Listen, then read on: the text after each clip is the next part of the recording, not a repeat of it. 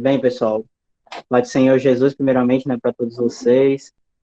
É uma grande honra, através do meu líder, estar trazendo esse estudo para vocês, certo? Eu peço a vocês que vocês tenham paciência comigo, porque, diferente do Anderson, que teve toda essa experiência, né, vivida, eu somente há 2 semanas que estou estudando isso, então, tenham paciência comigo, mas para a glória do Senhor Jesus, ele há de me dar graça e nos ajudará nesse momento, amém? Então, vamos começar, certo? Primeiramente, antes de começar a falar do assunto propriamente dito, eu queria abordar algumas coisas com vocês, até para aqueles que estão vindo pela primeira vez, né? Terem noção do que de fato a gente está falando, terem noção, terem um contexto em si do que de fato é apologética, né? O que de fato é o estudo de seitas e heresias, o que é uma seita, o que é uma heresia, o que é que isso difere, por exemplo, numa linha teológica ou coisa desse tipo, certo? Então, primeiramente, vamos aqui para a apresentação de slide, vamos para o primeiro slide. Nossa, aqui, agora deu, não está certo. Ah, pronto, foi. Volta, pronto. A heresia, pronto, agora foi. A heresia. É, tomando como premissa de que a heresia, como eu coloquei aqui para vocês, né, nós consideramos heresia, né, todo o ensino que distorce o padrão que Deus revelou em sua palavra. Esse erro, essa palavra, sabe, meio deturpada, ela não precisa ser obrigatoriamente, sabe, é algo que venha ferir totalmente, por exemplo, a Bíblia Sagrada, a palavra de Deus, mas basta ter somente um erro de interpretação, um erro que eu coloquei aqui, até aqui na terceira ou foi quarta linha aqui, coisas que contrariam a doutrina bíblica obrigatória. Eu não sei se os que estão aqui e participaram do estudo da semana passada se recordam, mas o George ele abordou isso muito bem, dizendo o seguinte, que existem determinadas doutrinas que elas são o núcleo, o centro do evangelho, mas existem outras que elas são secundárias, que elas são, como é que eu posso falar? Alguns têm dado as interpretações a respeito dessas doutrinas e outros de outras. Mas o que diferencia uma pessoa, de fato, que ela está caminhando em heresia? É uma pessoa que ela afirma, acredita e prega um ensino que é obrigatório. Como assim um ensino obrigatório? Sei lá, por exemplo, dizer que Jesus não é Deus é um ensino obrigatório. As escrituras testificam que Jesus é Deus. Enfim, dentre outros exemplos. Na medida que a gente for caminhando aqui no estudo, eu vou tratando isso com vocês, certo? Aí aqui vai dizendo, né, no slide, quando nos referimos a uma doutrina obrigatória significa que é totalmente inquestionável e que não é possível de rejeitar de maneira alguma. Ou seja, para eu categorizar um pensamento, uma ideologia, né, por assim dizer, como errada, como herética, ela precisa entrar nesse campo de que ela bate de frente com a doutrina obrigatória, com a doutrina que ela reside no núcleo da nossa fé, que é o cristianismo, certo? Aí agora, eu queria abordar um negócio com vocês que vai dar mais uma clareza a respeito da diferença do que é heresia e do que não é heresia, certo? Peraí, eu passo aqui, pronto. As linhas teológicas, tomando como premissa que a heresia ela é uma doutrina que ela fere o ensino obrigatório das escrituras, um assunto que está no núcleo do evangelho, a gente vai para as outras interpretações, que são as interpretações secundárias, no caso, não é? Que elas não estão no centro do evangelho, mas elas estão envoltas naquilo tudo, né, tá entendendo? Então, mesmo que eu possa acreditar numa coisa e você acreditar em outra linha teológica, mas isso certamente ela não vai atrapalhar, sabe, a maneira de nós interpretarmos, porque isso, de certa maneira, ela não vai fazer tanta diferença. Então, eu listei aqui dois exemplos para mostrar para vocês, certo? O primeiro é sobre escatologia e depois sobre soteriologia, certo? Quando a gente vai estudar teologia, tem essa temática, né, escatologia, que é um dos ramos da teologia, ela vai falar a respeito do estudo do fim dos tempos, certo? Como a maioria de vocês sabe, os estudos a respeito do Apocalipse, do fim dos tempos e tal. O que é que acontece? Diferente da heresia, que ela bate no ponto central, a escatologia, por exemplo, é diferente. Por quê? Porque, como eu coloquei aqui no primeiro ponto, né, ela trata de um assunto que a Bíblia não fala a respeito tão claramente. A revelação a respeito daquilo, ela não é tão clara. Por exemplo, quando a gente vai estudar, por exemplo, a escatologia, existem pessoas que, por exemplo, elas creem que Jesus vai voltar antes da grande tribulação. Tem outras pessoas que dizem que Jesus vai voltar no meio da grande tribulação. Tem outras pessoas que vão dizer que Jesus ele vai voltar no final da grande tribulação. Mas, independente dos acontecimentos, nós sabemos que Jesus vai voltar. E mesmo que existam interpretações e linhas teológicas diferentes, elas não divergem, porque a Escritura ela não diz exatamente qual é a ordem dos acontecimentos. Então, eu classifico isso como uma doutrina secundária, não é uma doutrina primária. Então, ela não fere as Escrituras, então, portanto, ela não é uma heresia, entende? Agora, vamos para o segundo tema, que é a soteriologia, que talvez seja o que mais o povo briga hoje em dia, certo? Soteriologia é outro ramo da teologia que ela vai falar sobre as doutrinas de salvação, certo? Vocês devem conhecer muito bem quando principalmente esse povo de hoje em dia mais, que fica brigando na internet, brigando calvinista versus arminianista versus wesleyano versus pelagianismo e dentre outras correntes que possam existir, certo? O que acontece? As escrituras, elas dão margem para as duas interpretações, para todas essas interpretações, e, antes de tudo, elas estão pautadas na palavra de Deus, como, por exemplo, a visão de salvação, por exemplo, do arminianismo, é baseado na presciência, né? Diz que Deus, desde antes da eternidade, ele previu aqueles que iriam perseverar na fé para a salvação. E existem diversos textos que elas fortalecem essa ideia. Mas assim como elas fortalecem essa ideia, elas fortalecem também a ideia do lado oposto, do calvinismo, por exemplo. Vai dizer que Deus ele predestinou desde antes da fundação do mundo aqueles que ele iria salvar. E apesar de, aparentemente, essas duas linhas de pensamento, elas serem diferentes, elas não batem de frente. Por que não batem de frente? Porque elas não fazem diferença no que diz respeito, por exemplo, à nossa ortopraxia. E o que é a ortopraxia? É a vivência, é a prática da nossa fé. E nada vai diferenciar de como Deus vai nos salvar, se vai ser por presciência, se vai ser por predestinação, se vai ser por outra coisa. Mas Deus vai salvar os seus, entende?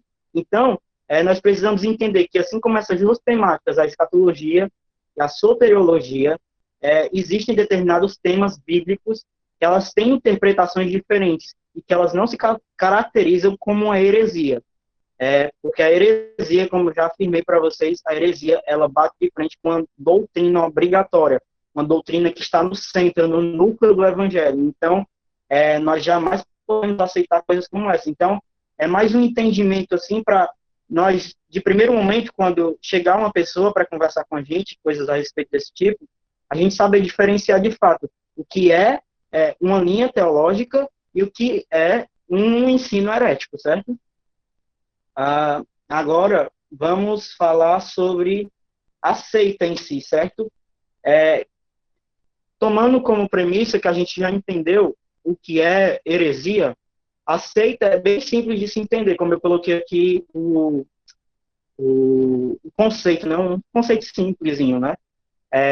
Seita é todo grupo religioso que prega, ou segue aquele que prega heresias, e isso é categorizado numa seita, certo? Então, todo grupo, todo ajuntamento de pessoas se reúnem constantemente, produzindo ensinos errados, ensinos heréticos, ela é categorizada como uma seita.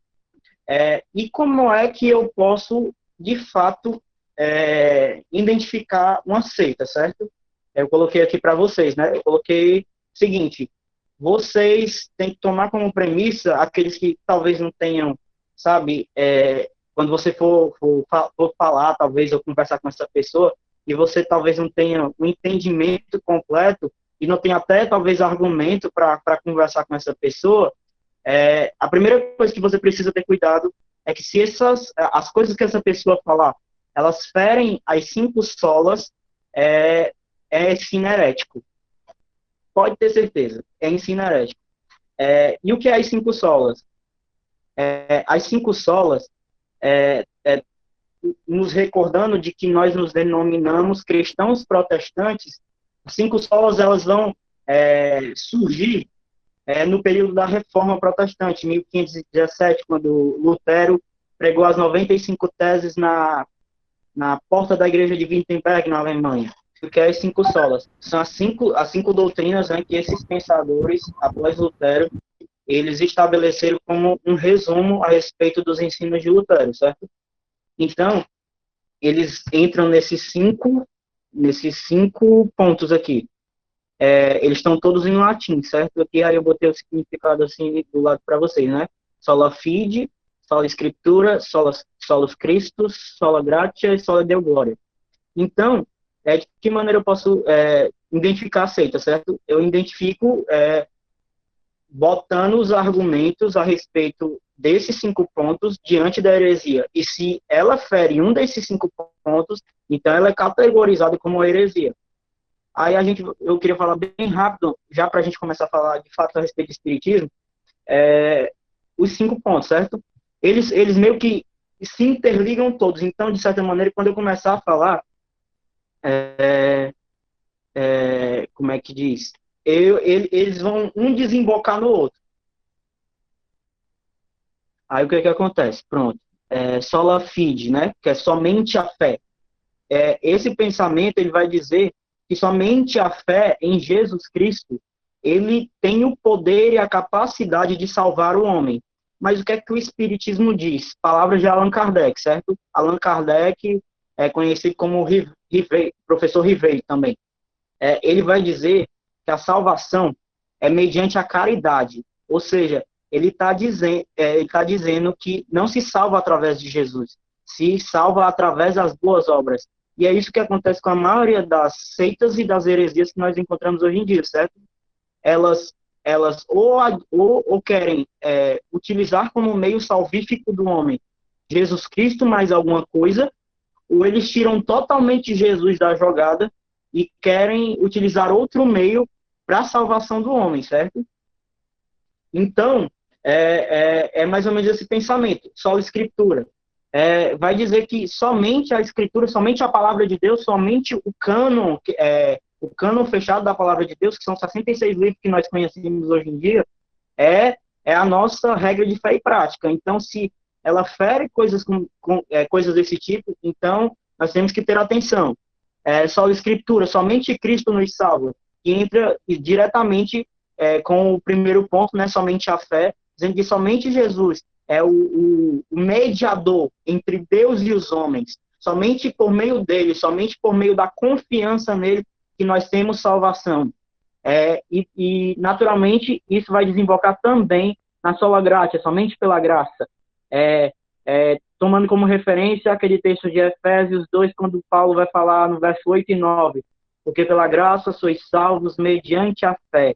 Isso não vem de vós, é dom de Deus. Não vem de obras para que nenhum homem se glorie. Ou seja, ela bate diretamente com os ensinos de Allan Kardec, no qual ele vai dizer que a salvação é por meio da caridade. Não, a salvação não é pelo meio da caridade, é pela fé, pela graça, mediante a fé. E sola deu glória, somente dar glória a Deus é o que finaliza tudo isso. Porque se o homem ele busca, por meio dos seus próprios esforços, como diz o Espiritismo, por intermédio da caridade, se salvar, ele está tirando completamente a glória de Deus. Porque a glória de Deus é o quê? Ele, por si só, salvar a humanidade. Porque senão, não precisaria ter vindo Jesus e morrido na cruz para nos salvar, entende? Então, o mérito da salvação é totalmente de Jesus, não tem nada a nosso respeito. Foi tudo obra do Senhor. Então, se existem pessoas que falam contra isso, então é ensino herético. Então, você tem que tomar cuidado. Então, você tem que blindar a sua mente a respeito desses pensamentos, entende? Então, agora, vamos começar de fato a falar sobre espiritismo, certo? Depois dessa, digamos, introdução, né? Vamos lá. A origem do espiritismo. Como eu coloquei aqui, né? As ideias dos espíritos, como a reencarnação e a consulta aos mortos, já eram conhecidas nas religiões orientais, como, por exemplo, no hinduísmo, no budismo, na filosofia grega e antes da organização do próprio espiritismo, certo? O espiritismo moderno, como nós conhecemos através de Allan Kardec. Então, nós pensando e refletindo a respeito disso, nós nos lembramos que isso não é de hoje em dia, isso não é de um século atrás, mas isso sempre existiu. E talvez um dos principais argumentos que Allan Kardec ele vai usar para afirmar que todo esse ensino dele, ele é verdadeiro, tomando como base aquele texto de 1 Samuel, no qual o profeta Samuel ele acaba de falecer, certo? E Saul ele já está naquele processo em que ele está para ser colocado para fora do reinado sobre a nação de Israel e Davi está próximo a assumir o reinado. Aí o que acontece? Saul ele tem que tomar uma decisão. Eu não vou me recordar agora literalmente do texto, o que é que o texto vai falar. Mas diz o seguinte, vai dizer que Saul ele queria consultar alguém para ele tomar a decisão. E o que foi que aconteceu? Ele foi em uma mulher que mexia com espíritos, né? E foi consultar essa mulher para que essa mulher invocasse o espírito de Samuel, do profeta Samuel, que já tinha falecido, para dar uma resposta para Saul. Então, eles, de forma errada, eles interpretam esse texto bíblico, fazendo perversão, né, desse texto bíblico, aquele famoso ditado, texto fora de contexto vira pretexto. Então, eles usaram o pretexto da má interpretação nesse texto de 1 Samuel para dizer que é autorizado esse ensino a respeito da comunicação entre os vivos e os mortos. Para eu saber o futuro, eu preciso consultar uma pessoa em que ela vai entrar vai invocar a pessoa, né, a pessoa viva, o espírito da pessoa morta, para eu me comunicar com ela e eu saber o que eu devo verdadeiramente fazer, tá entendendo? Então, é totalmente rechaçada essa ideia, eu vou já mostrar para vocês. Então, como eu botei aqui, né? O início mesmo do espiritismo, ele compilado como uma doutrina filosófica, um sistema filosófico religioso, ele vai se dar por volta aqui de 1847 nos Estados Unidos, certo? Nos Estados Unidos, se eu não me engano, no estado de Nova York, essas duas irmãs, Margaret, tem aqui no slide para vocês verem, né? Margaret Catherine Fox, elas tiveram algumas experiências sobrenaturais. O que acontecia? Elas moravam numa casa, certo? E alguns momentos durante a noite, elas costumavam escutar os móveis batendo, as paredes batendo, principalmente porque se vocês tomarem como base que naquela época as casas daquela época era muito fácil você encontrar casas de alvenaria, então era muito provável que a casa delas fosse feita de madeira.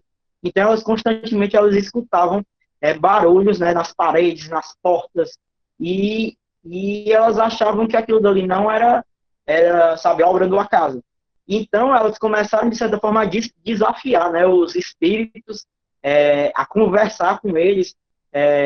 Tipo, tem um relato que eu queria até mostrar depois para vocês, talvez no final, que eu encontrei no site da Federação Paranaense dos Espíritas, que ele vai contar o relato das irmãs Fox.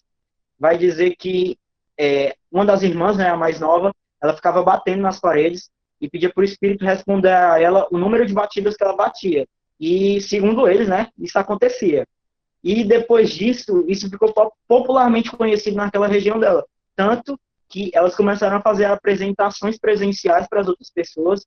E a irmã mais velha dela, que eu não vou me lembrar, não vou me recordar agora o nome, eu esqueci de mencionar, ela costumava, ela meio que gerenciava, né, essa carreira delas nessa apresentação que elas faziam, né, para as outras pessoas. E para você ter uma ideia, né, como eu botei aqui, elas eram de origem metodista, elas eram crentes, mas por causa do erro, por causa que não tomaram como premissa, em primeiro lugar, a palavra de Deus, elas acabaram entrando no erro e propagando o erro, propagando uma heresia e sendo o prepulsor de uma seita, certo? Então, após esse momento em que acontece esses relatos das irmãs Fox no estado de Nova York, vai começar a ser desenvolvido, né, as ideias a respeito do espiritismo, não compiladas como, como Allan Kardec já tinha feito no espiritismo moderno, certo? Alguns anos depois. Mas, começaram a surgir aquelas ideias sobre espíritos se revelarem para as pessoas naquele naquele contexto, né, das mesas, né, conhecido como as mesas dos espíritas. Logo, naturalmente, começou a falar-se também a respeito daquele alfabeto dos espíritos, no qual o pessoal ele produz, né, uma tábua de madeira, né, com o alfabeto e de acordo com o espírito vai direcionando, né, a palavra que tem que ser escrita. Existiam outros, né, que como a gente conhece muito na cultura brasileira, quando a gente vai estudar a respeito do Chico Xavier, né, psicografava, né, o que os espíritos estavam dizendo, os demônios tomavam de conta daquela pessoa e aquela pessoa começava a escrever, né, o que os demônios queriam. Então, esse ensino ele começou a ser propagado. Aí o que foi que aconteceu? Na França, certo? Na França, eu não vou me recordar o ano agora, deixa eu ver se tem aqui no outro slide. Por volta de 1855, foi por volta desse período. Aconteceu de que começou, né, a se desenrolar a história do Allan Kardec, por assim dizer. Aconteceu que esse cara aqui, chamado Carlotti, era amigo do Riveil, que é o nomeado Allan Kardec, certo? Tá aqui o nome dele completo, né? Hippolyte Léon Denisard de Riveil. Ele era um professor de educação básica, né, de ensino básico, ele era um professor na França, e ele tinha bastante condições financeiras, certo? Aí o que foi que aconteceu? Esse amigo dele, chamado Carlotti, né, ele tinha envolvimento com essas pessoas que mexiam, né, com essas mesas que flutuavam, com esses espíritos que falavam por intermédio das outras pessoas, e ele acabou apresentando isso para o professor Ribeiro, certo? Aí o que foi que aconteceu? Aqui, como eu escrevi para vocês, né? Numa das sessões que presenciava, o professor Ribeiro, né, ouviu de um médium que ele já fora um celta chamado Allan Kardec, e que, como Allan Kardec, ele deveria reunir os muitos ensinos e conclusões dos últimos séculos, uma doutrina que propagasse as ideias de Cristo e que trouxesse alívio para os corações dos homens. E imbuído desse espírito, sem trocadilhos, a Kardec começou a trabalhar na síntese do que gerou, de fato, o espiritismo moderno como nós conhecemos, entende? Então, ele parte daquela premissa de que ele recebeu uma nova revelação, diferente de toda e qualquer revelação, da qual ele tinha que mostrar o caminho para as outras pessoas, certo? Então, se vocês estiverem com uma Bíblia aberta, para aqueles que já estão com a gente já nas últimas semanas, vamos para aquele texto base que a gente sempre lê, certo? Gálatas, capítulo de número 1. Gálatas, capítulo 1. Para a gente rebater, né, esse primeiro argumento dessa primeira dita revelação que o Kardec diz ter através desse médium, né? Gálatas 1, deixa eu abrir aqui na minha.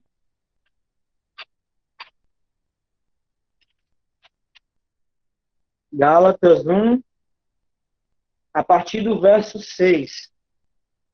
Paulo vai dizer o seguinte para a igreja da Galácia: estou muito surpreso em ver que vocês estão passando tão depressa daquele que os chamou na graça de Cristo para um outro evangelho, o qual na verdade não é outro, porém há algum entre vocês que estão perturbando e querem perverter o evangelho de Cristo. Mas ainda que nós, ou mesmo um anjo vindo do céu, nos pregue um evangelho diferente daquele que vos tenho pregado, que ele seja maldito. Como já dissemos e agora repito, se alguém está pregando a vocês um evangelho diferente daquele que vocês já receberam, você seja anátema. Então, você vê que as escrituras em si, elas já batem diretamente de frente contra tudo isso que estava acontecendo, contra essa dita revelação que Allan Kardec teve. Porque, se você for estudar de fato o espiritismo, o que é que eles acreditam? Eles acreditam no seguinte: eles dizem que Allan Kardec, ele através de Allan Kardec, né, através dos seus ensinos, aqueles ensinos que ele compilou, tendo contato, né, com as pessoas médiuns, que os espíritos falavam com ele, e mandavam ele escrever o livro, né, o primeiro livro que ele publicou, o Livro dos Espíritos. Eles vão dizer que isso é verídico, isso é verdadeiro, quando está totalmente errado, quando a gente vai parar para refletir a respeito disso, certo? Então, a gente tem que tomar cuidado com certas doutrinas como essa. Então, agora vamos para a segunda parte aqui, que ele vai falar, né? Kardec afirmou em 18 de 4 de 1857, né, que começava a era do Espírito e que era o cumprimento da promessa de Jesus Cristo com a vinda do Consolador, procurando fazer uma adaptação do Evangelho com as doutrinas que dizia receber os Espíritos. Então, mais uma vez, ele deturpa a Bíblia Sagrada dizendo que a revelação dele é uma nova revelação que havia de ser dada às pessoas. Porque se você for conversar com um espírita, por exemplo, kardecista, aquele clássico, né, conhecido como autoespiritismo, ele vai te dizer que a revelação a respeito do conhecimento, do entendimento, né, dos espíritos, ela é dada em 3 etapas, certo? A primeira etapa foi através da revelação de Moisés no monte, recebendo a tábua dos 10 mandamentos. Depois veio Jesus, que segundo eles não é Deus, é somente um espírito iluminado, que recebeu uma nova revelação e mostrou uma maneira que nós devemos viver de maneira correta. E segundo eles, né, a última revelação é a revelação de Allan Kardec, é a bambambam, é a bombástica, né, que por meio dela que tomando como entendimento, né, que o Kardec, ele diz ter recebido essa nova revelação a partir desse médium, né, nessa mesa espírita que ele foi, né, a convite desse amigo dele, o Carlotti, disse que ele era o escolhido, né, para trazer a nova revelação aos homens. Aí o que foi que aconteceu? Ele começou, né, a fazer estudos a respeito disso, né, para saber, para começar a compilar, né, conhecimentos a respeito dessa doutrina nova que ele estava criando. Aí o que foi que ele fez? Ele começou a desafiar, de certa forma, os espíritos. O que foi que ele fez? De maneira aleatória, ele escolheu determinadas pessoas, né, ditas médiums, né, que tinham essa relação com esses espíritos, e começou a consultar essas pessoas para saber se o que ele as perguntas que ele fazia, né, a respeito de tudo isso, eram as mesmas em todas essas pessoas. E segundo ele, né, todas as perguntas indagadas que ele fez para esses médiums, né, para essas pessoas que tinham relação com esses espíritos, eles disseram as mesmas respostas, falaram as mesmas afirmações, responderam da mesma maneira todas as indagações que eles tinham a respeito desse assunto, certo? Aí o que foi que ele fez? Aí ele compilou todas essas ideias num livro, que foi esse primeiro livro dele, esse branquinho aqui do lado direito, o Livro dos Espíritos. Então, ele compilou, né, todas as ideias nesse primeiro livro que ele abordou, que ele publicou. E ele já publicou, né, com o pseudônimo, né, de Allan Kardec, né? Ele já não se nomeava mais Professor Ribeiro, já se auto-intitulava, né, Allan Kardec. Esse cara que tinha reencarnado, né, ele era a reencarnação desse tal de Allan Kardec, né, um celta, que ia receber essa revelação e coisa e tal. E depois desse primeiro livro, ele publicou mais 7. Aí eu trouxe aqui o nome de alguns, né, para vocês depois pesquisarem, depois darem uma olhada, né, a respeito de tudo isso. Aí tem aqui, né, o segundo livro, o livro dos médiuns, né, porque diante do que ele estava passando, diante do que ele estava postulando, né, desenvolvendo, existiam muitas pessoas que, segundo ele, queriam se tornar médiuns, né, só por interesse próprio, em vez de serem interesse em prol da comunidade dele, né, da comunidade dos espíritas. Essas pessoas, elas tinham um dom, né, que eles dizem que Deus deu esse dom para ele, e essas pessoas, elas estavam utilizando esse dom para próprio benefício deles. Aí ele continua, ele produz, né, esse terceiro livro, né, o Evangelho segundo o Espiritismo. Aí depois escreve O Céu e o Inferno.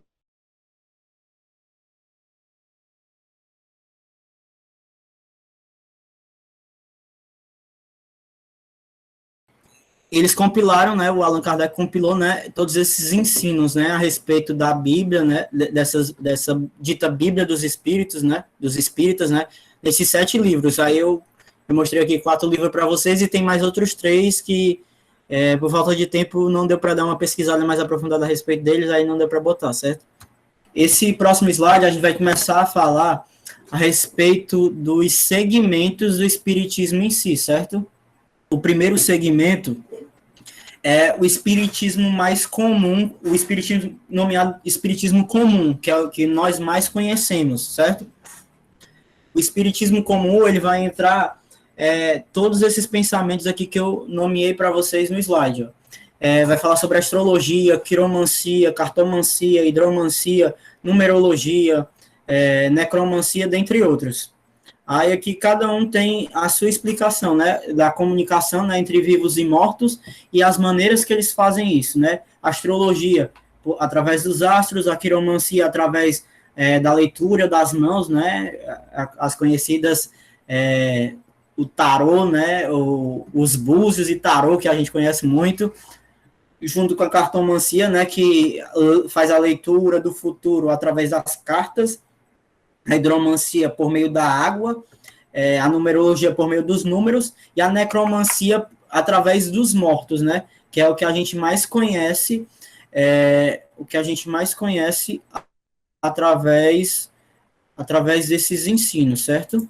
Peraí, deixa eu ajeitar isso aqui. Peraí. Pronto.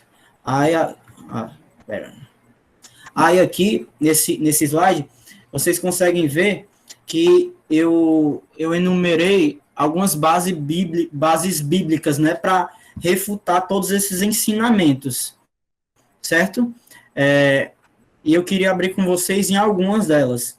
Eu queria abrir pelo menos em 3, certo? Para a gente acelerar o nosso tempo, né, que é pouco aqui. Queria que vocês abrissem Deuteronômio, né, como está escrito aí, Deuteronômio capítulo 4. Deuteronômio 4:19.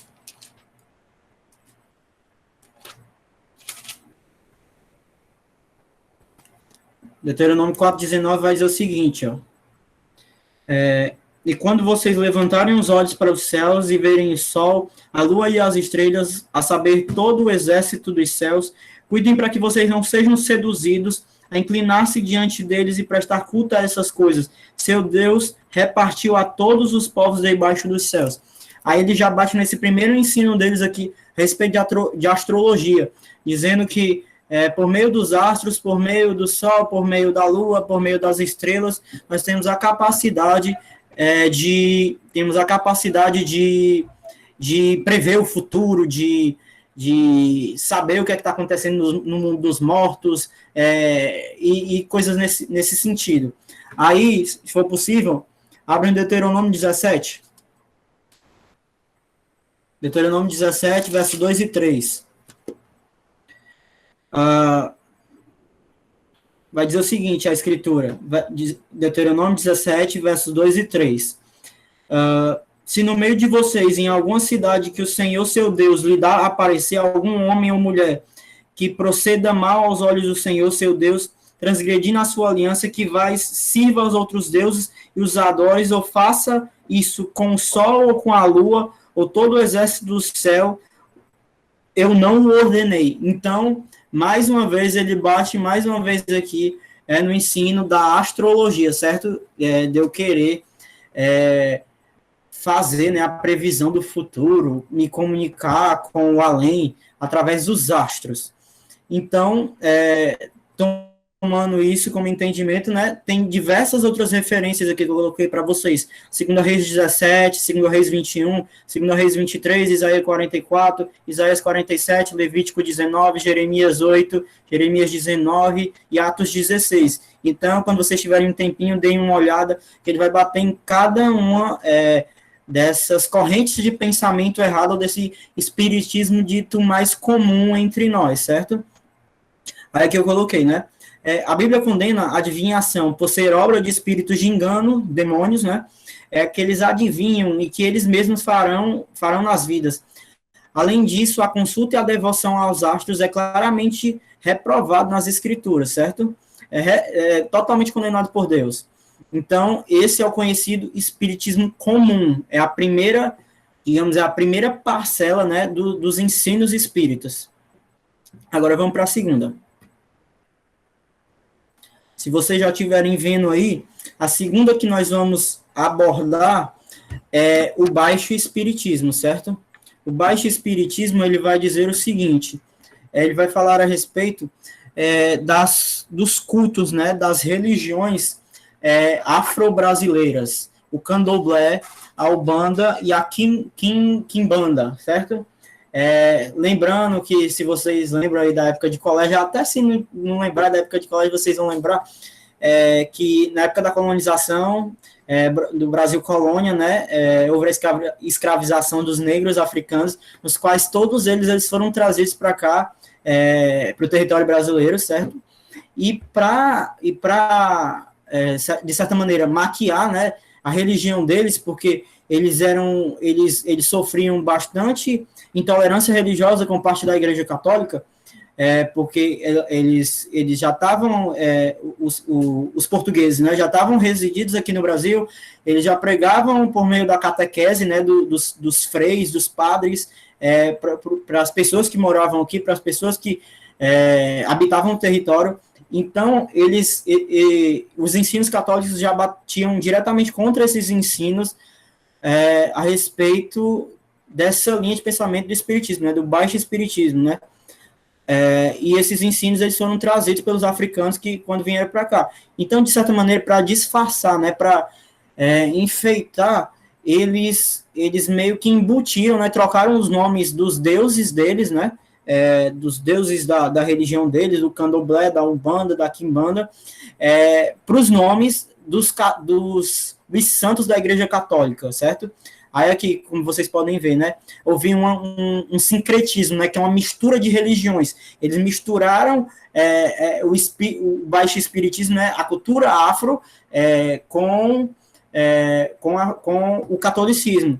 Aí aqui ele vai dizer, né, o Iemanjá é Nossa Senhora, né, Maria, Mãe de Jesus, Oxalá é Jesus, o Exu, o Satanás, o Diabo, o Ogum, São Jorge, dentre outras coisas. Dentre outros deuses dele, né? Aí você vai ver aqui, né?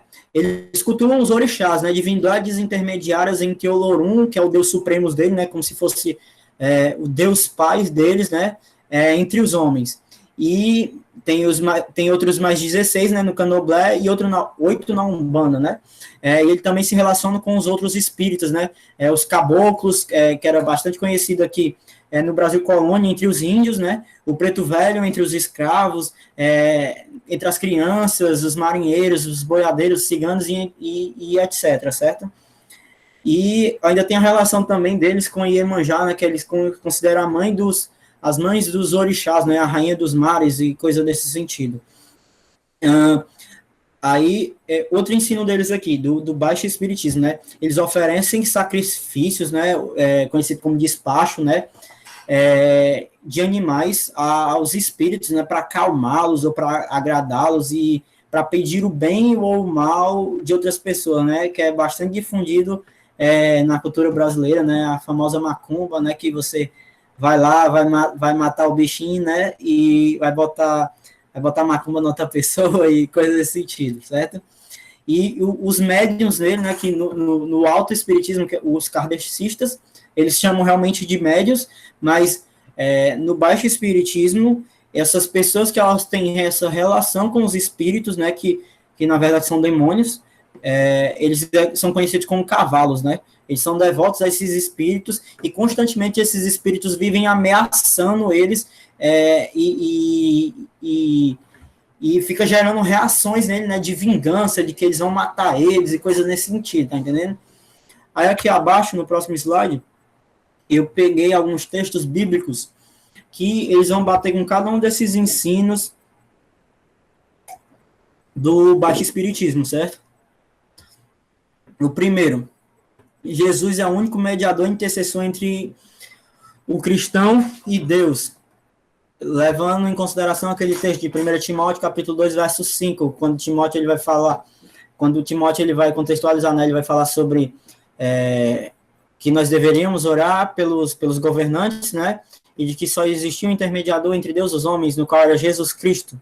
Então, somente por meio de Jesus Cristo é que nós podemos ter acesso a qualquer coisa, nós podemos interceder ao Pai, a Deus Pai, e não tem essa história de que tem um cara que me liga a espiritualidade ou coisa nesse sentido, até porque nós tomamos como premissa que o sacerdócio levítico, ele acabou, e agora, quando nós vamos ler, eu não vou me recordar agora, mas a primeira ou a segunda carta de Pedro, Pedro vai dizer que o Senhor, ele chamou para si um sacerdócio real, uma nação santa, um povo adquirido.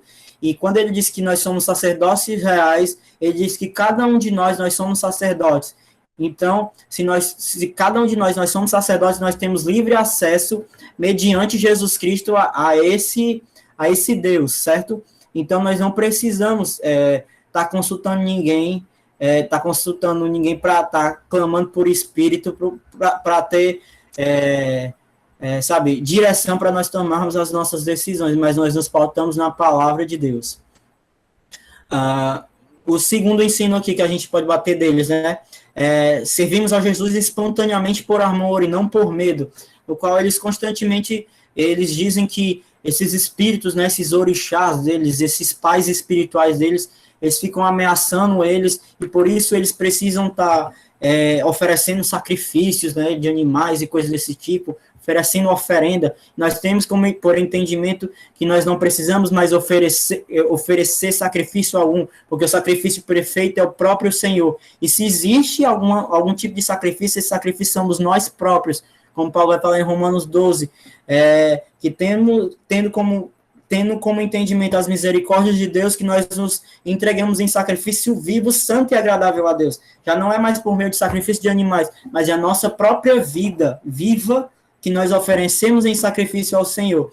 E tem outros textos aqui, né? João 6, 1 João 4, 2 Timóteo, capítulo 1.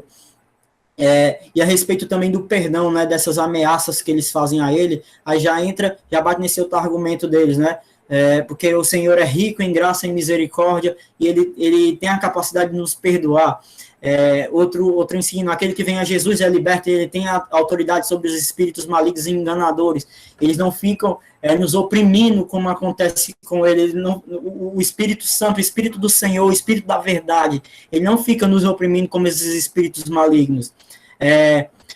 Entrando no outro ponto, o sacrifício de Jesus por nós é total, é completo. Como eu falei para vocês a respeito de sacerdote, de sacerdócio, não precisa de nenhum mais outro canal a não ser Jesus Cristo. Aí, outro ensino, a Bíblia vai nos dizer que esses sacrifícios eles são recebidos por demônios, né? 1 Coríntios 10, Deuteronômio 32, o Salmo 106, e o sacrifício do cristão verdadeiro, né, como eu já havia falado para vocês, nós sermos sacrifícios vivos ao Senhor. Tomando como entendimento aqui o capítulo 12 de Romanos. Agora, vamos para o autoespiritismo, né? O autoespiritismo, ele vai ser nomeado como, de fato, os kardecistas, né? Que são as pessoas que herdaram, de fato, os ensinos completos de Allan Kardec, certo? Então, aqui eu dei um conceitozinho simples para vocês. Ó. Este é o espiritismo científico, o conhecido mesa branca, né, espiritualismo, ele atinge as classes mais altas, né, e mais cultas, e pode ser expresso por meio de associações beneficentes ou filosóficas. É o que constantemente nós vemos, por exemplo, atores, por exemplo, ou pessoas, ou instituições, né, de caridade, espíritas, realizando caridade, utilizando-se desse meio para atrair as pessoas para os ensinos dele, né, tomando como premissa aquele entendimento que no começo eu havia falado para vocês, de que Allan Kardec vai afirmar que só existe salvação por meio da caridade, né, então eles abraçam isso com todo o afinco, dizendo que somente por meio da caridade, somente por meio, sabe, de eu me disponibilizar, né, para o outro, para outra pessoa, fazer caridade, eu dar dinheiro aos pobres ou coisas nesse sentido, fazer boas ações, é dessa maneira que eu vou ser salvo. E não é dessa maneira como nós já entendemos, é pela graça mediante a fé. E a maior expressão do chamado do autoespiritismo é o kardecismo, como eu já tinha falado para vocês, nos ensinos que eles vão falar sobre reencarnação e contato com os mortos.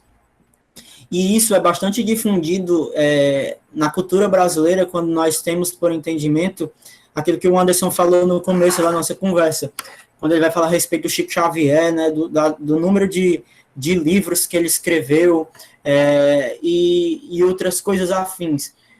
E principalmente, né, a Rede Globo de televisão, né, que constantemente está propagando, né, espiritismo. Vocês percebem claramente por meio das novelas, né, dos seriados da Globo, o número de vezes, né, que eles abordam, né, esse pensamento espírita. Eu queria trazer até um exemplo para vocês, talvez o pessoal que seja um pouco mais velho vai lembrar, né, passava na Globo um tempo desse, né, alguns anos atrás, eu acho que está quase 10 anos isso, 10, 15 anos talvez, aquela novela, né, que era bastante conhecida, como é, Jesus? Alma Gêmea, se eu não me engano, né, que cantava uma música aí se eu não me engano, era o Caetano Veloso, uma coisa assim, que dizia que um cara, né, era casado com uma mulher, a mulher morreu e reencarnou numa Índia, né, reencarnou numa Índia e trouxe a vida, e essa Índia acabou conhecendo, né, o marido dessa mulher, e eles acabaram de se casar. Então você vê a completa deturpação, né, dos ensinos bíblicos, quando eles propagam isso livremente, e quem não tem entendimento a respeito disso acredita, né, acredita totalmente nisso, né, de que a vida após a morte é por meio de reencarnação e coisas nesse sentido, certo? Agora, vamos para as principais doutrinas. As principais doutrinas deles vão falar a respeito da reencarnação e do karma, né? Já entrando nesse ponto que eu abordei, desse exemplo que eu falei, né, das novelas, né? A grande maioria também dos atores da Globo, né, se declaram espíritas. A maior comunidade espírita está no Brasil, para nós termos entendimento a respeito da abrangência disso.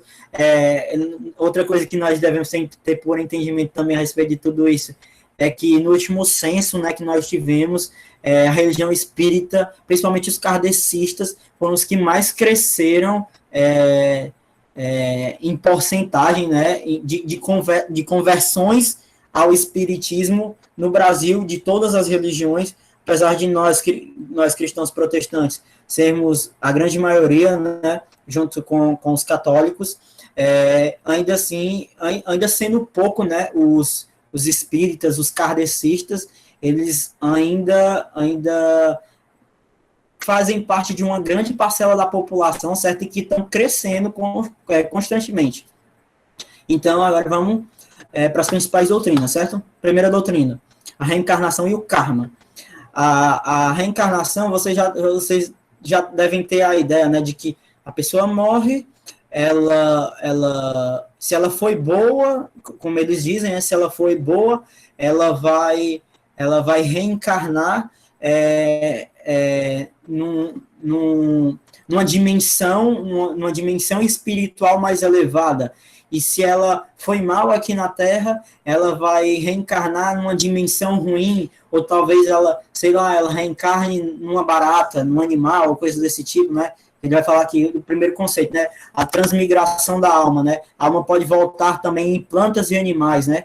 E vai entrar aquele ponto da reencarnação kardecista, que eu vou ler para vocês, ó. É o processo em que a alma e o espírito, né?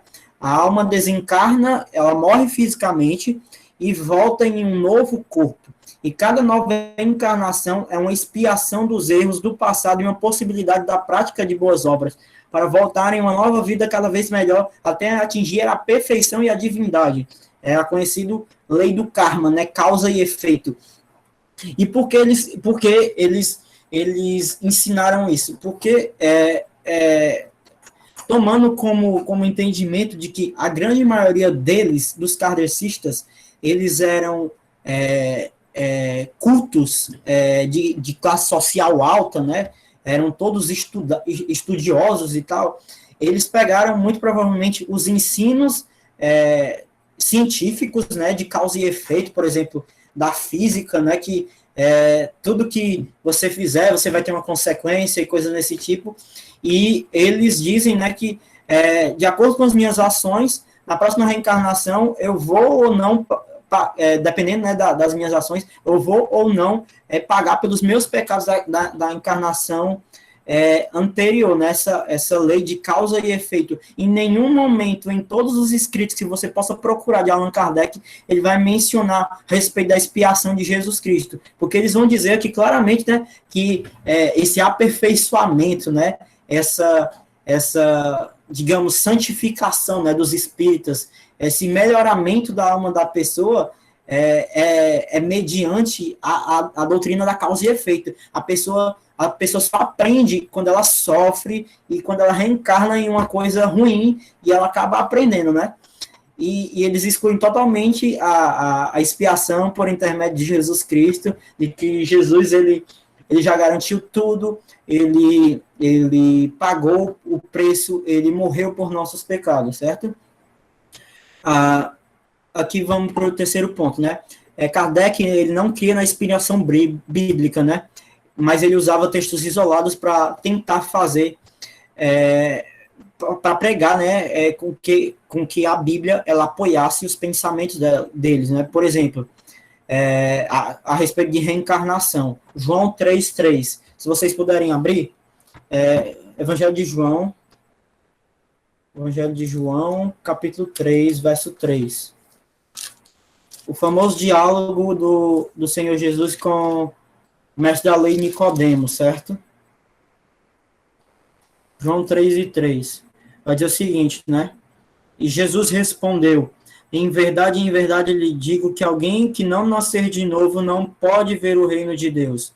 Então, o que é que eles falam aqui? A maneira que eles interpretam esse texto. Eles vão dizer que esse nascer de novo, no qual Jesus ele diz aqui, é a reencarnação. Não é aquilo que nós temos como entendimento de que esse nascer de novo não é carne, né? Como Jesus vai dizer, né? Que Jesus vai dizer, aquele que é carne, mas aquele que nasce da carne é carne, mas aquele que nasce do espírito é espírito. E isso que Jesus está falando, ele não está falando sobre reencarnação, ele está falando sobre a regeneração do interior do homem, do lavar interior da alma do homem, dessa transformação interior do homem, entende? Então, já bate de frente com esse outro ensino errado dele, certo? O segundo texto, que eles reafirmam a reencarnação, Mateus 17. Mateus 17, se vocês lembrarem, ele vai falar a respeito da transfiguração do Senhor. Acontece um momento, né, do ministério do Senhor, no qual ele vai subir no alto monte, né, chama Pedro, Tiago e João, e eis que nesse momento que ele sobe nesse monte, ele se revela a Pedro, Tiago e João na forma que ele realmente é, né? O seu rosto brilha como o sol, e acontece todos aqueles acontecimentos, né? E eis que cobre aquele monte, né? Onde estava o Senhor Jesus, Pedro, Tiago e João, e uma nuvem luminosa mandada pelo próprio Pai. Ele fala, né? Este é o meu filho amado, em que me comprazo, a ele ouvi.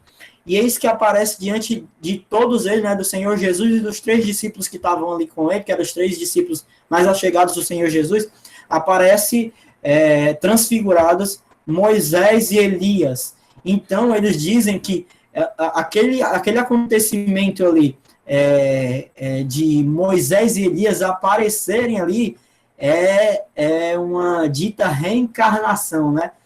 E outro ensino errado deles também, quando a gente vai tomar como base, por exemplo, Mateus 11. Mateus 11, eles vão dizer que João Batista, ele é a reencarnação de Elias. E qual o problema disso? Qual o problema disso? O problema disso é o seguinte, eles vão dizer que João Batista é a reencarnação de Elias. Por quê? Porque a Escritura vai dizer que viria um profeta, né, no nome de Elias, no nome do Senhor, na verdade, perdão, no nome do Senhor, que ele viria no espírito de Elias. E por ele dizer, por a Bíblia dizer que ele vinha no espírito de Elias, eles interpretam de que Elias reencarnou em João Batista. Mas esse pensamento está completamente errado. Completamente errado por quê?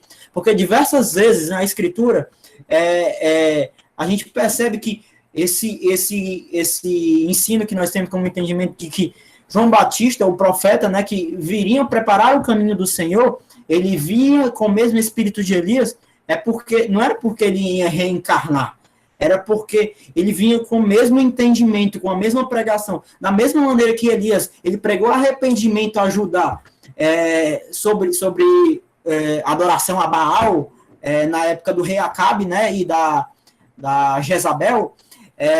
João Batista, agora com os fariseus, os saduceus, né, os mestres da lei, ele vem bater no mesmo ponto, né, quando ele vai pregar raça de víboras, quem vos livrará da ira vindoura, pregando arrependimento, né, que o povo mostrasse frutos dignos de arrependimento.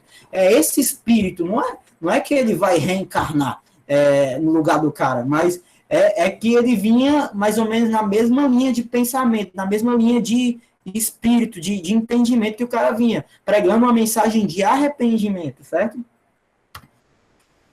E a gente tem as bases bíblicas, né, aqui para a verdade, né, para a verdade, como eu botei para vocês.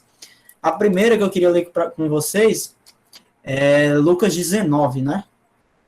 Lucas 19, quando a gente vai rebater o primeiro ponto deles, quando eles vão falar que nós podemos ter contato entre vivos e mortos. Lucas 16, 19. A conhecida parábola, né, que o povo diz, mas na verdade não é uma parábola do rico e do Lázaro. Vai dizer assim, o texto bíblico, ó. Ora, havia certo homem rico que se vestia de púrpura e de linho finíssimo, e que ele se alegrava todos os dias com grande ostentação. E havia também certo mendigo chamado Lázaro, coberto de feridas, que ficava deitado à porta do rico, da casa do rico. Ele desejava alimentar-se das migalhas que caíam da mesa do rico, e até os cães vinham lamber-lhe as feridas. E aconteceu que o mendigo morreu e foi levado pelos anjos para junto de Abraão. Morreu também o rico e foi sepultado. E no inferno, estando em tormentas, o rico levantou os olhos e viu ao longe Abraão e Lázaro junto dele. Então, gritando, disse: Pai Abraão, tem misericórdia de mim e manda que Lázaro molhe a ponta do dedo em água e me refresque a língua, porque eu estou em tormenta neste fogo. Mas Abraão lhe disse: Filho, lembre-se que você recebeu os seus bens durante a sua vida, enquanto Lázaro ele só teve males. Agora, porém, ele está consolado aqui, enquanto você está em tormentas. E, além de tudo, há um grande abismo entre nós e vocês, de modo que os que querem passar daqui até vocês não podem, nem os que de lá, nem os de lá podem passar para cá. Então o rico disse: Pai, eu te peço que mandes, né, Lázaro, a minha casa, né? Ele queria que Lázaro reencarnasse, né? Para voltar para falar com a casa dele, né? Com os parentes dele, né? Ele vai dizer, né? No verso 27, pai, eu peço que você envie Lázaro à minha casa paterna, porque eu tenho 5 irmãos para que lhes dê testemunho, a fim de que eles não venham também para este lugar de tormento. E Abraão respondeu, eles têm Moisés e os profetas, e eles devem os ouvir. E ele insistiu mais uma vez, não, pai Abraão, se alguém dentre os mortos for até eles irão se arrepender. Porém, Abraão lhe disse, se eles não ouvem nem Moisés nem os profetas, eles também não deixarão de se convencer, mesmo que ressuscite alguém dentre os mortos. Alguns dizem que essa é uma parábola, mas qual é o entendimento da parábola? Quando nós entendemos, por exemplo, uma parábola, sempre que Jesus ele vai mencionar nos evangelhos, nos 4 evangelhos, ele vai falar a respeito de parábola, ele nunca menciona nomes, certo? Ele sempre ilustra a história, né? O exemplo a ser tirado, né? A reflexão a ser tirada a respeito da história que ele está contando, mas ele nunca menciona o nome. E aqui ele mencionou o nome. Ele disse que a pessoa que padecia, o pobre, aquele que foi para o seio de Abraão, aquele que foi para o céu, né, para o paraíso, ele era chamado Lázaro. E vocês veem claramente o entendimento aqui do qual o Senhor Jesus ele fala através dessa história que ele conta, né, de que não há contato entre vivos, não há contato entre vivos e mortos, assim como também não há contato direto entre aqueles que estão no paraíso como aqueles que estão no inferno. Não há qualquer contato, certo? E aí ele vai bater também nesse outro ponto do texto de Hebreus, capítulo 27, verso 27 e 28, né? Que eu botei aqui para vocês, né? Aos homens está ordenado a morrerem somente uma vez e depois disso segue o juízo. Então, não existe essa história de que eu vou para um mundo paralelo e lá eu fico vagando e eu me comunico com os vivos que aqui estão, né? Por meio dos médiuns ou coisa parecida, né? Aí entra naquele outro ponto também que eu falei para vocês, que eles querem se aperfeiçoar por meio da caridade, né? Por meio das sucessivas reencarnações, né? Através da doutrina do karma, né? Que eles pagam os pecados deles da vida anterior nessa vida atual, vindo para uma vida, para uma realidade inferior, reencarnando em animais, reencarnando em plantas, reencarnando em outros mundos, né? Que assim como a doutrina mórmon, que foi a primeira doutrina que nós trouxemos aqui nesse estudo, eles vão falar a respeito também de que existem outros mundos e coisas desse tipo. Então, a Bíblia, como verdade, ela vai bater nisso, vai dizer que a nossa santificação é por meio do perdão e da purificação do sangue de Jesus, né? Pelo poder do Espírito Santo, o poder regenerador, aquilo que o próprio Senhor Jesus ele vai dizendo no texto de João 3 que a gente leu, né? Que aquele que quer ver o reino de Deus é necessário que ele nasça de novo. E esse nascer de novo é essa regeneração interior que esse homem sofre. Assim como também, esse outro ponto aqui, o evangelho recebido por Allan Kardec, que é o outro evangelho, né? Vai bater naquele texto que nós bem conhecemos, que nós lemos no começo, né, de Gálatas, dizendo que todo aquele que pregar um evangelho diferente daquele que já foi anunciado, ele é maldito, ele é anátema. Então, quando nós vemos ali, por exemplo, na capa, né? Deixa eu voltar aqui para vocês. Voltar lá nos livros. Aqui. Quando nós voltamos lá nos livros, né? Exatamente na capa, é exatamente aquilo que a gente viu, por exemplo, no livro dos Mormons, né? Que o Anderson mostrou umas semanas atrás, né? Alguma coisa segundo fulano de tal. Aqui do mesmo jeito. O evangelho segundo o espiritismo. Mas o evangelho segundo Jesus, né? Segundo o espiritismo, não. Então, se você cria um novo evangelho, então a doutrina está errada. A doutrina está completamente errada, certo? Pronto. O aperfeiçoamento, né, que eu estava falando com vocês, o aperfeiçoamento e a santificação, o outro evangelho, né, que é a falsa doutrina, o texto, né, a temática, né, que vai falar a respeito de que eles vão dizer que João Batista é a reencarnação de Elias, quando não é verdade, além das escrituras já deixarem claro, em outros textos do Antigo Testamento já deixarem claro isso, de que o que viria no espírito de Elias, não seria Elias reencarnado. E o próprio João Batista, no começo do Evangelho de João, capítulo 1, verso 21, como vocês estão vendo aí, ele vai afirmar, perguntou para ele, João Batista, tu és o Messias, tu és um profeta, tu és Elias? Ele vai dizer, não sou. Então, quando ele diz não é porque ele não é. Então, não entre nessa onda não de que Elias, João Batista é a reencarnação de Elias, porque está errado. Aí está aqui o outro texto, né, que eu ia mostrar para vocês, mas graças a Deus já botei aqui para vocês, né? Vai falar lá em Lucas 1,17, né, que o ministério de João Batista, no mesmo espírito e poder de Elias, era a respeito da vinda dele, que seria semelhante ao de Elias, né? E não reencarnaria em João Batista, né? Como João Batista. Agora vamos para o próximo slide. Pronto. O próximo slide, ele vai falar sobre a possibilidade de comunicação entre os vivos e os mortos, certo? A possibilidade. Eles vão dizer que pessoas que morreram, né? Pessoas que estão desencarnadas, né? Estão fora da realidade física que nós vemos, elas ficam vagando. É o que acontece muito, como, por exemplo, no exemplo das irmãs Fox, quando a gente falou no começo, de que elas diziam, né, ouvir os espíritos batendo por meio das paredes, das portas das casas, e eles tinham como entendimento de que aquilo era porque a casa era mal assombrada e que a pessoa que anteriormente havia morado naquela casa, ela tinha sido uma pessoa ruim e por isso ela ainda estava vagando, né, por aquele ambiente, né, para atormentar as pessoas daquele ambiente. Então, eles vão dizer assim, né, o Espiritismo ensina que a comunicação com as pessoas que já morreram geralmente se dá através dos médiuns, né, nas mesas brancas, e como eu falei no começo para vocês, né, eles tentam usar isoladamente a passagem bíblica, né, de 1 Samuel 28, né, onde Saul teria falado com Samuel através de uma médium, né, através daquela feiticeira no qual ele quer um entendimento, né, a respeito do que ele deva fazer, né. E a base bíblica para isso, para a verdade, vai tá nas escrituras, está tanto naqueles textos do começo, dos primeiros argumentos a respeito do espiritismo comum, que eu já havia mostrado para vocês, assim como eu botei aqui também, ó.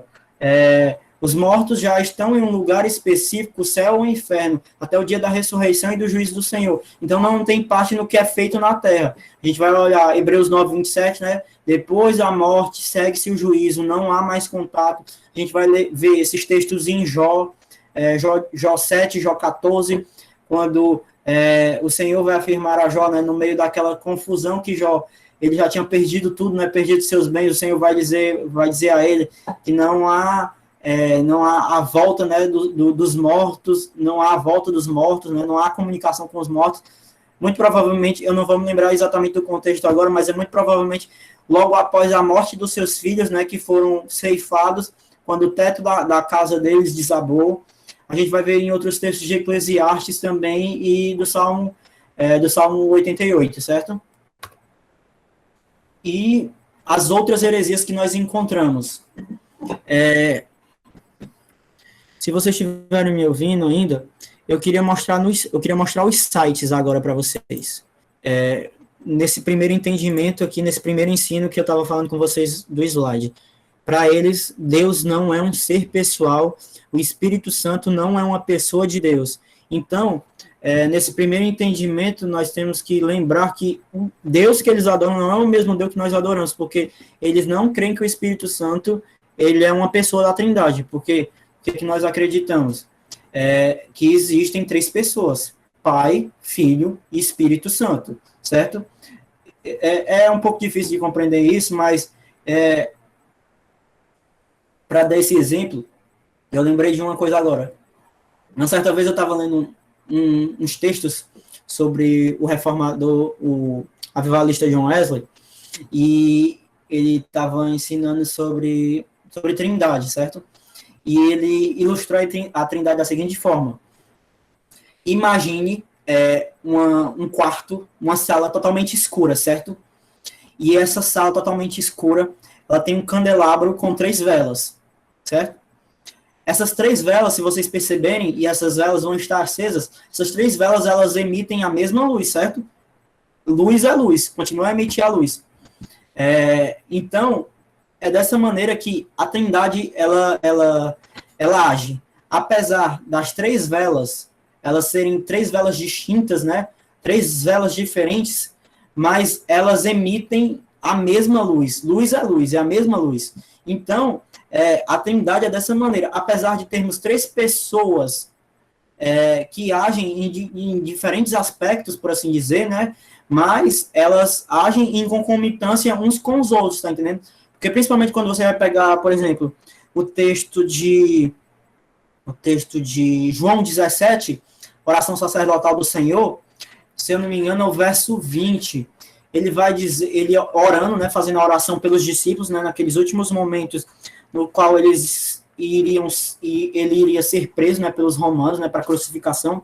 E ele vai dizer o seguinte, ele vai dizer o seguinte: Pai, eu oro para que esses que estão aqui comigo, né, os discípulos, os 12, né, que estavam com ele, eles possam ser um, aqui, assim como nós somos um. Ele falando dele, Jesus próprio, e a respeito do Pai, né?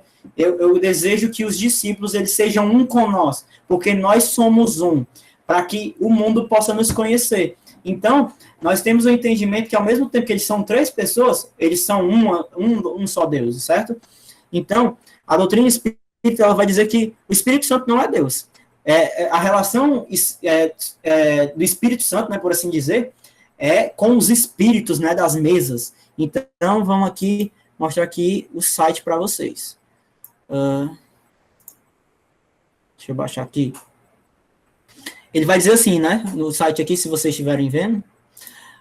Muitas pessoas creem que o próprio Espírito de Deus é que se manifesta nas reuniões carismáticas católicas e evangélicas, o que respeito, mas mas é um erro. Deus tem seus espíritos trabalhando para ele, e ele ainda usa base bíblica, ó, Hebreus 1:14, e toda a Bíblia está cheia de anjos comunicando-se conosco. E o que são anjos, se não espíritos muito evoluídos, que trazem verdades e revelações de Deus para nós? Então, você vê que ele categoriza que não existe essa história de Espírito Santo, de que aqui, como ele diz, para eles, o que nós ensinamos é completamente um erro, porque não existe Espírito Santo, não existe o próprio Espírito de Deus, porque para ele, o que se revela a eles é o Espírito da mesa branca. Então, é completamente errado esse ensino, certo? Aí ele vai dizer mais, né? E esses espíritos, o nível já angelical, que cumprem as missões de trabalhos espirituais e morais em nosso mundo. E os outros mundos são espíritos humanos já libertos de reencarnações. Eles somente se encarnam com o objetivo de cumprir uma missão especial. E Jesus é um exemplo disso. Ele se encarnou aqui no nosso mundo porque quis cumprir livremente a sua missão especial enviada por Deus para nos trazer o evangelho e que nos orienta de como devemos fazer para evoluirmos espiritualmente e moralmente. Então, mais uma vez, eles falibilizam a ação do Espírito Santo e eles dizem que a missão de Jesus era só mostrar um meio de vida moral que eles podem viver, sabe, de maneira correta, ou coisa desse tipo, certo? Agora vamos para outra heresia que eles pregam. Peraí, deixa eu abrir aqui o Word de novo. A segunda heresia é que eles diminuem Jesus. Aqui é outro site espírita, deixa eu pegar aqui o link. Aqui é a TV Mundo Maior, é uma TV espírita, certo? Se eu não me engano, é uma TV espírita do interior de São Paulo. Aí eles vão dizer aqui, ó, Jesus segundo o Espiritismo, né? Jesus era um espírito como nós, mas com um grau de evolução muito longe da nossa realidade. E esse fato não quer dizer que nós somos inferiores a ele. E se fôssemos, causaríamos uma distância muito grande dele com nós. E não foi isso que ocorreu quando ele encarnou na Terra e quando tinha um vínculo muito grande com os cidadãos da Terra. Pegue essa parte aqui, ó. Esse fato não quer dizer que nós somos inferiores a ele. Para mim, ele está pregando aquela mesma coisa que aquele pregador meio herético um tempo desse atrás estava pregando, né? Dizendo que nós não somos inferiores em nada a Jesus, mas que nós somos perfeitos, tá entendendo?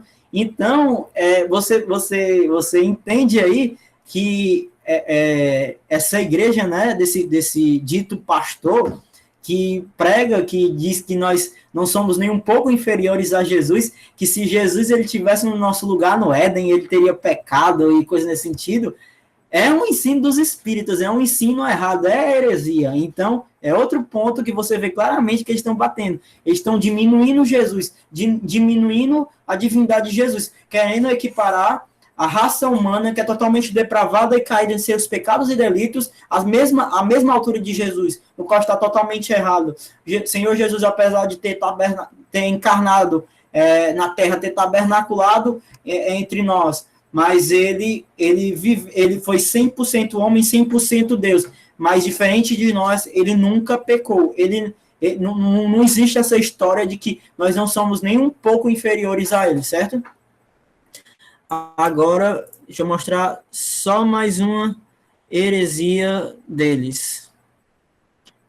Peraí, deixa eu voltar aqui para o Word. Eles dizem que a eternidade, não existe a eternidade do inferno. Eles dizem que o inferno não é eterno. O inferno é a própria vida das pessoas quando elas reencarnam e elas passam a reencarnar, sei lá, em uma realidade de dificuldade em que ela vai pagar pelos pecados dela, tá entendendo? Vou abrir aqui o outro site.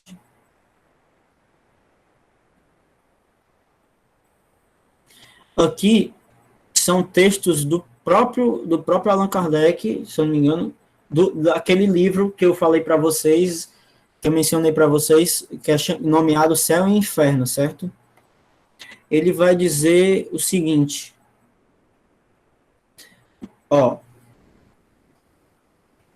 espírito de André Luiz, isso aqui é um cara que é médium, certo? Da comunidade espírita. Aí ele vai dizer o quê, Quase todas as escolas religiosas falam do inferno de penas astuciosas e horríveis, onde os condenados experimentam torturas eternas. São raras, todavia, as que ensinam a verdade da queda consciente dentro de nós mesmos, esclarecendo que o plano infernal e a expressão diabólica encontram início na esfera interior das nossas próprias almas.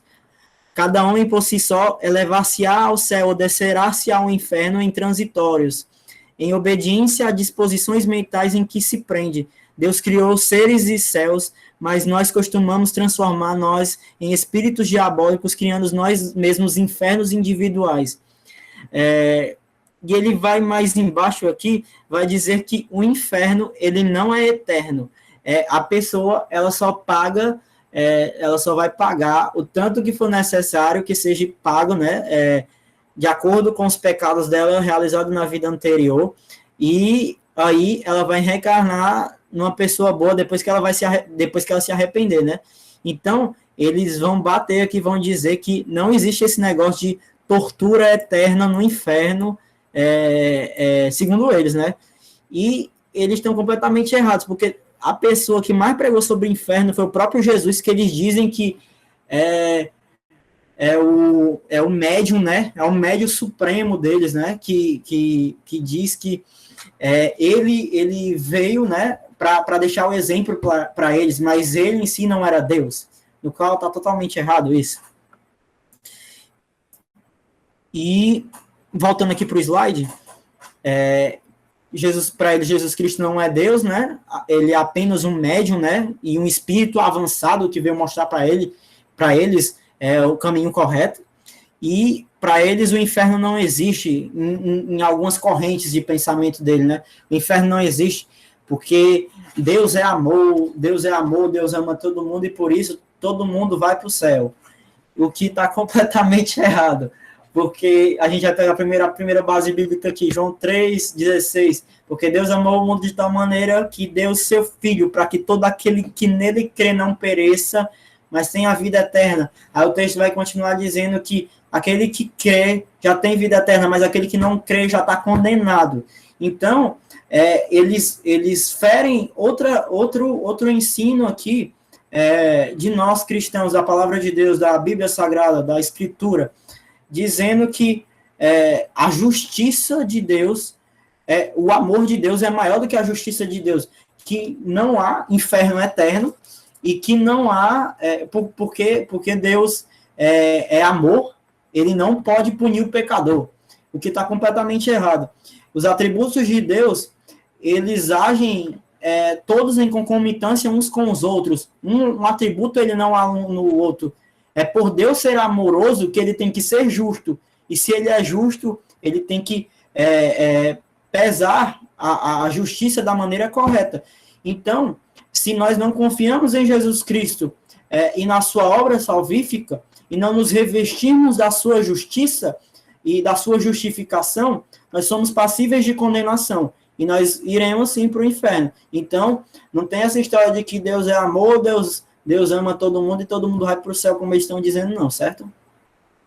E, para finalizar, né, aquele último texto, né, que eu havia lido com vocês, de Gálatas, capítulo 1, verso 8, né? Mas ainda que nós, ou mesmo um anjo vindo do céu, vos pregue um evangelho que vá além do que já vos tenho pregado, que seja anátema, que seja maldito, certo? Aí aqui no final, eu vou compartilhar depois com vocês nos grupos, né? Eu vou passar para o Anderson, para o Caio, para os meninos do marketing, né? Que ficam mais à parte de estar compartilhando essas coisas. O link, né? De cada uma dessas coisas, né? Que eu pesquisei, os relatos a respeito das irmãs Fox, né? Que está no site da Federação Brasileira dos Espíritas, no site da Federação Brasileira, ou no site da Federação Paranaense, né? De Espíritas. As outras revistas, né, que eles vão negar a pessoalidade do Espírito Santo, dizer que o Espírito Santo não é Deus. Tem outros sites aqui também da Globo, como por exemplo esse, né, do Extra Globo, que eles vão falar, eles vão se utilizar daquele mesmo argumento do judaizantes, que Paulo tanto rebatia na igreja da Galácia, né, daqueles caras que queriam, por meio das obras, produzir salvação nas pessoas, quando não, é somente por meio de Jesus Cristo, pela graça, mediante a fé. E esse último aqui que a gente viu, né, que o inferno não é eterno para eles, né? Então, mais ou menos isso que eu queria deixar para vocês, queria agradecer pela oportunidade. Agora, se o Anderson quiser abrir aí para perguntas ou coisa nesse sentido, certo? Eu finalizo em si, de fato, o estudo, certo?